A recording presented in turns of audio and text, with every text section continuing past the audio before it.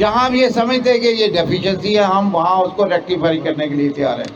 تو یہ ابھی میں ڈاکٹر جو وقاص صاحب وائی ڈی اے کے پریزیڈنٹ سے ریکویسٹ کروں گا کہ وہ بھی اپنے کچھ الفاظ کہہ لیں. ڈاکٹر جمیل صاحب ہے اور سعود صاحب.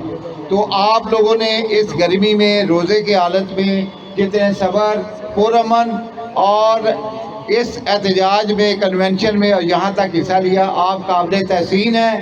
میں سب کو اس کے اوپر یہ چیز یاد رکھیں کہ یہ ایک مسلسل جد و جہد ہے، آج یہ ختم ہونے والی نہیں ہے اور مسلسل جد و جہد کرنی ہے تو پھر ہی ہم اپنے ٹارگٹ کا اچیو کر سکتے ہیں. شکریہ.